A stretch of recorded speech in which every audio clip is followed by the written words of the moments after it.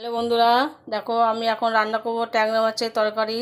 এই দেখো ডিমওয়ালা ট্যাংরা সব, আর বড় বড় মাছগুলো এই যে হলুদ নুন মাখিয়ে রেখেছি। আর এই দেখো বেগুন কাটা আছে, আলু আর শিম কেটে রেখেছি, সব ধোয়া আছে। আর এই দেখো পেঁয়াজ কুচানো, টমেটো কুচানো, এইগুলো দিয়ে ভালো করে কষিয়ে রান্না করবো। আর বেগুনটা আমি ভেজে একটু তুলে রাখবো। এবং কড়াই বসিয়েছি, এই যে গ্যাসের উপরে কড়া বসানো আছে, দেখতে পাচ্ছ কড়াটা বসিয়ে রেখেছি, তেল দেবো। দেখো বন্ধুরা, কড়াইতে আমি বেগুনগুলো দিয়ে দিছি, ভাজা হয়ে গেলে একটু তুলে নেবো। বন্ধুরা দেখো বেগুনগুলো আমার ভাজা হয়ে গেছে, দেখতে পাচ্ছ ভেজে তুলে রেখে থালায়।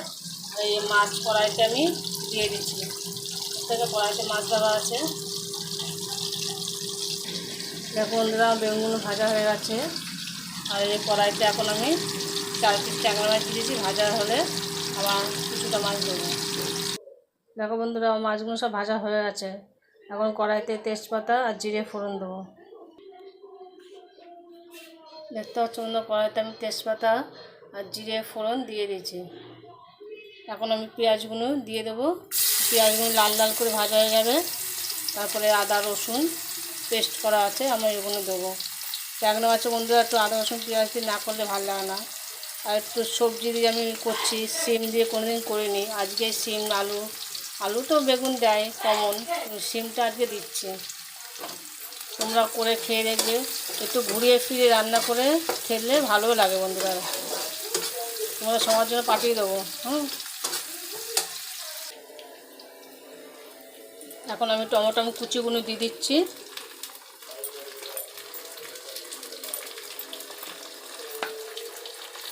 দেবো একটু আদা বাটা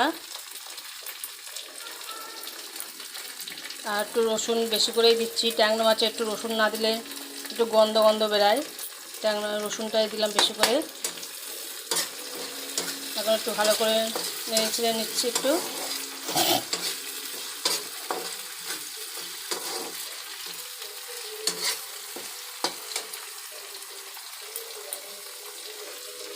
হলুদ গুঁড়ো, একটু জিরে গুঁড়ো দিলাম, লঙ্কার গুঁড়ো,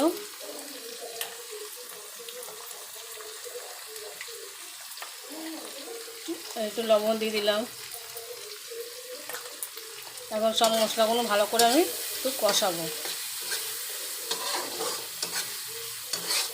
ভালো করে কষে গেলে তারপর একটু সবজিগুলো দিয়ে নেড়ে ছেড়ে ভালো করে একটু জল দিয়ে দেবো।